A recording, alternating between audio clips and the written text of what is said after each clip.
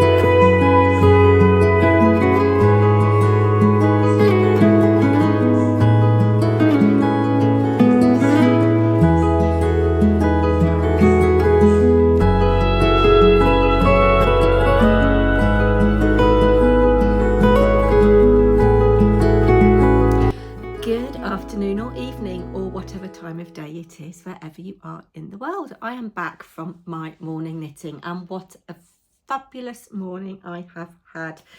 As you saw from that little bit of footage there, the food in the cafe at the library was just sublime, absolutely sublime. And then there was a lady in the queue who looked very elegant. Her name's Janet. Hello, Janet. And she invited us to go and have a look at an exhibition upstairs of 4 textile artists that are in a group called the Broadway Group, I think it is. You saw it in the footage there, and I had a lovely time looking at the exhibits there. What was the lady's name? Jean Draper. Her little kind of crocheted sculptures were just phenomenally beautiful. I wish I could have afforded to buy one. I did purchase a piece of artwork from that exhibition. I'm not going to give you any clues as to which one it is, but in a couple of weeks' time, when I take delivery of it, I will obviously show it to you. Anyway, Janet, it was lovely to meet you, and I look forward to maybe keeping in touch. Hope that doesn't sound creepy. So, what should we talk about? Ooh, finished objects. I've got this finished object, which is my Incory poncho. Can you see? It is blocked. It is beautiful. I love the colour.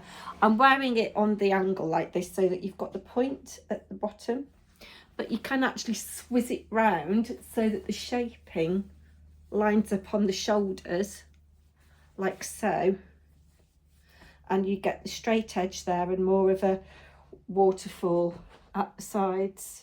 So I think that this is going to be a really useful layering piece. And although the sun is out and it's been quite bright and it was beautiful walking this morning, it is a little bit chilly. It's only 14 degrees, and after the highs of the summer that we've had, it's a bit of a shock to the system.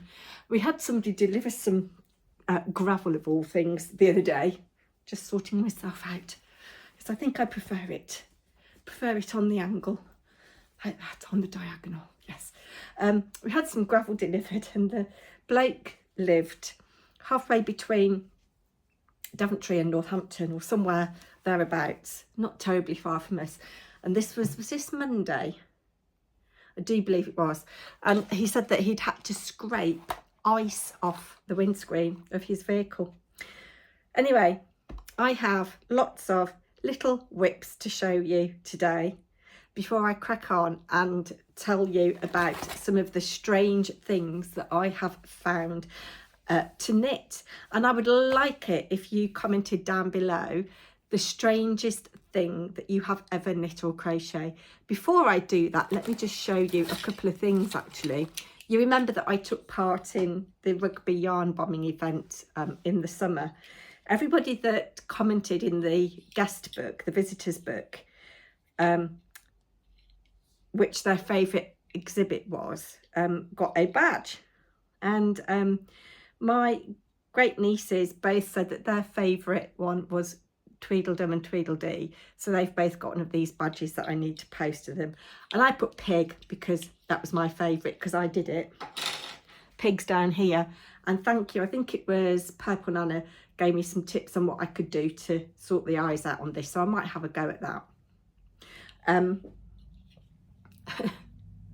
There's a little photo of the pig. Yes, so forever that will be in my memory. And then also I purchased a exhibit from the Textile show, as I already mentioned. And I received this lovely card, which is by Janet Reed. It's a photograph of one of her pieces, which is collaged cloth and yarn, machine and hand stitched. So she gave me that as a little thank you for purchasing something from the exhibition. I might frame it actually, you never know. Anyway, what else can I show you before I go on to my works in progress? I've been playing around with ink and mica sprays, and I don't often talk about my paper crafting on this channel. If you're interested in that, head over to my other channel, Paper and Twine. But I made this little 4-inch art page yesterday. Just those autumnal leaves, just stunning. I've got some yarn actually that has got those kind of hues in it. Yeah, I just thought I'd share that with you in case you're interested, because it's in a little box of things. Oh, it's so scrimmy actually. And you know, oh, don't know whether to take that as my inspiration for my yarn retreat next week. I might well do that, you know. Yes, I might well do that. Oh, and I'm so excited. We've had the menu choices come through from Kelly. So not this weekend coming, but next weekend it is the retreat, and me and Lou are really excited. Right, crack on, Ashley. So ages ago, well, about this time last year, I knit this little pear, which you have seen before, and I thought it's about time I finished the dormouse. and I haven't finished him. I think it's going to be a him. It's really, really fiddly, and I've done a little bit of sewing up today. So I've just over sewn the back of the back legs to the end there. So you can see that that's his bottom and there's his tail. And then this will be the head here. This is the belly. And I guess this is Claire Garland again, Dots Pebbles. I guess I'm going to have to kind of over sew there as well, the belly. So I've got the ears to do, I've got the front legs to do, and then there's 2 ears obviously. So hopefully that'll be done by next week. Something else that is almost done. I've shown this mouse, haven't I? Dorothy the mouse. She still needs her head sorting. Got a floppy head. Yes, I need to just anchor it better. I'm not very good at this kind of knitting, to be honest with you. I tell you who's really good is Helen of Mousy Makes. I'll leave her linked in the description box. She's done all manner of little creatures. Anyway, all of her clothes are blocked now. They just need buttons sewing on. I have purchased some little tiny buttons today in various colours and things for various projects. And I have, it was really gratifying, I have knit the shoes, the little Mary Jane shoes. And I think what I'm going to do to kind of shape them better is, I don't know, see if I can find some scrap fabric and, oh no, what I need to do maybe is some tissue and then spray these with water, and so they'll hold the shape. But I've just got to sew the button on the side there, and then that will make the shape of the shoe. And there's a left shoe and a right shoe. They were so satisfying to make. I haven't sewn them up particularly well, but you know, it is what it is. It is what it is. Sorry whoever's getting this toy. So that's good. I've made good progress with the ram. I haven't got the ram to hand to show you. All I need to do on the ram is embroider the face and sew the eyes on, sew the ears on, sew the head to the body and the ram's horns. I'll show you the ram's horns in a minute because that leads on to my strange things that I have knit. So the last work in progress that I'm going to show you is the stripy sweater that I started last week. Now it looks as if, oh, it's in my project bag from Bird Street Yarns. I won that last year from Kelly at Lay Family Yarns for taking part in her first collaboration that she did with Gaynor from Tales of Cuckoo Land when Gaynor dyed the colourway Herkle Durkle, and I knit my Herkle Durkle cardigan. This is Spuddle, also dyed by Gaynor Jane, or Gaynor. Yes, I love it. Yes, so I am knitting the Roots and Shoots sweater, but not to the colourwork pattern. I'm knitting it to the shape, and we'll do the corrugated rib for the hem and the cuffs. And I'm using up my 10 gram minis alongside the merino from Knitting from Olive in the colourway Pearl. I think it's just a really nice neutral. And it looks as if I haven't made much progress, but I had to pretty much rip it back because I realised that I wasn't actually knitting it on 3mm needles. I was knitting it on 2.75, so I wasn't getting anywhere near gauge. So I ripped it back almost to this point, so I've had to start again. And you can see that I've introduced this beautiful colour here. And I'm just now on this gorgeous, I think it's all tangled up in this bag. I'm on this gorgeous colourway. So this is my 5th out of 16 colours. I think I'm going to need more because I'm not sure I'm going to have enough of the merino, but I've got so much fingering weight yarn in my stash that it's not going to be a problem to find things. I'm at a point with this where I need to do some short row shaping, and I've got to count a number of stitches to find the middle of the round, and that's going to be the middle front, and I do short row shaping around that. So yes, that's why I haven't made as much progress with this as I would have liked. I would like to have been to the point where at least I've separated for the body and sleeves. I might get that done at evening knitting tonight, because I think there's 15 rows of short row shaping, and some of the rows are really short, like 6 stitches or something. And then I think I've got to do 11 rounds, and then I separate for the sleeves. If I want to at that point, I can go a little bit deeper. So I might put this on waste yarn. Tell me, do you have any barber cords, anybody? Would you recommend them as a purchase? But yes, I'm liking it. Can you see? The sun was out this morning. It was beautiful. It's gone very dark now. Looks like there might be rain. Yes, so I'm liking that. So that's really the only other thing that I've been working on. So next week, hopefully, I'll be able to show you Dorothy dressed, and I'll be able to show you the finished ram. Now, the other thing that has been so gratifying that I have knit this week are the horns for Harry the ram from Louise Crowther's Knitted Animals book. This is just, it was such good fun to do. And then I've got to sew it together.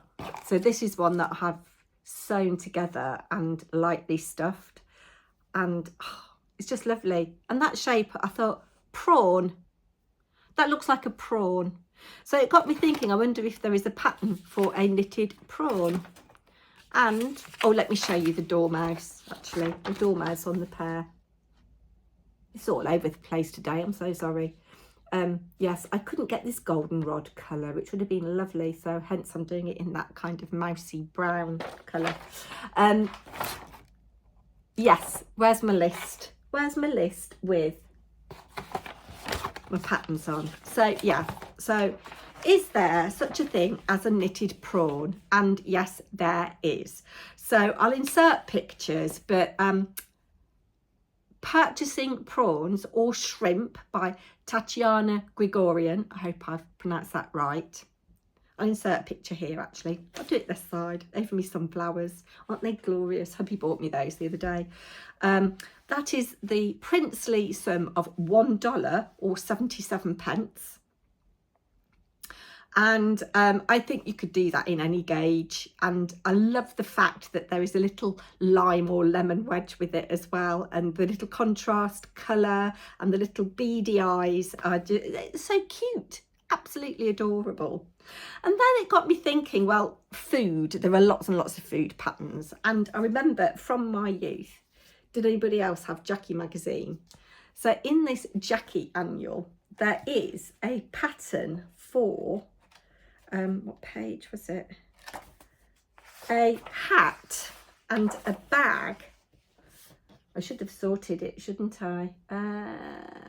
32. A hat and a bag, and you can do it stripy, but you can also do it so it looks like a fry up. Oh, I thought I'd got the page then. Bear with. Can't see the page numbers. 28.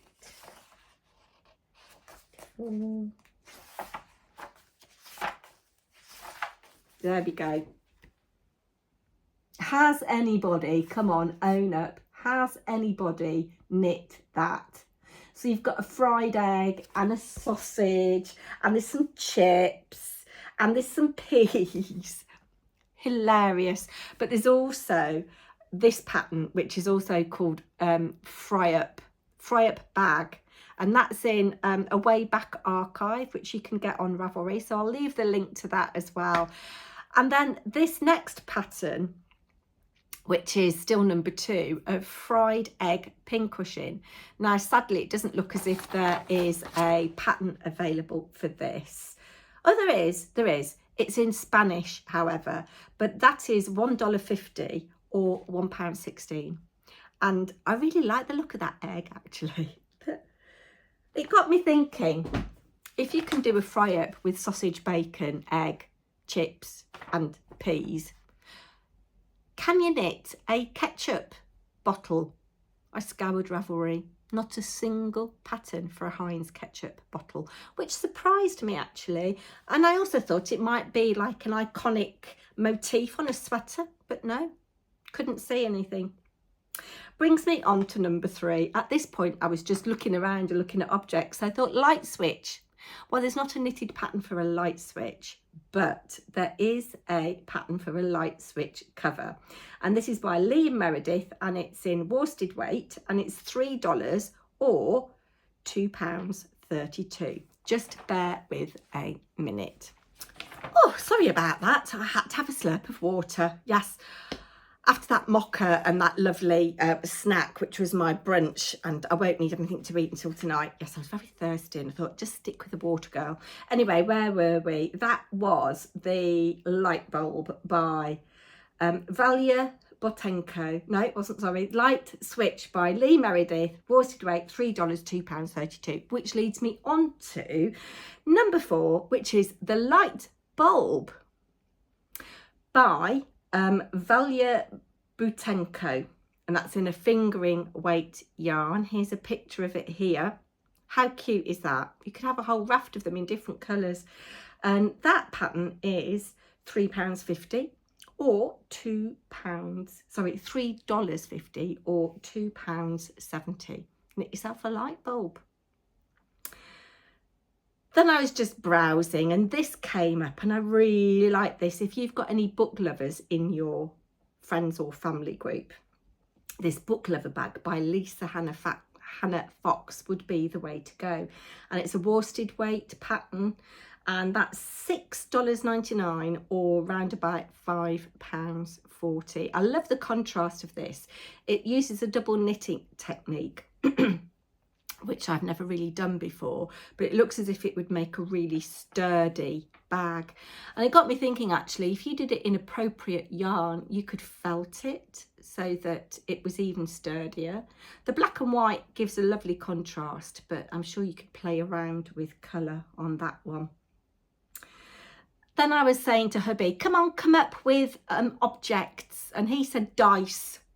So I found this little pattern by Brian Herzog. It's in a worsted weight, or it's for worsted weight yarn. But again, I think you could do it any weight yarn really.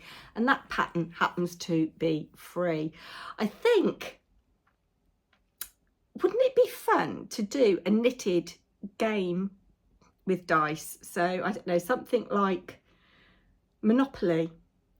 Could you knit a Monopoly board, or maybe do it in some kind of applique technique and have your knitted dice?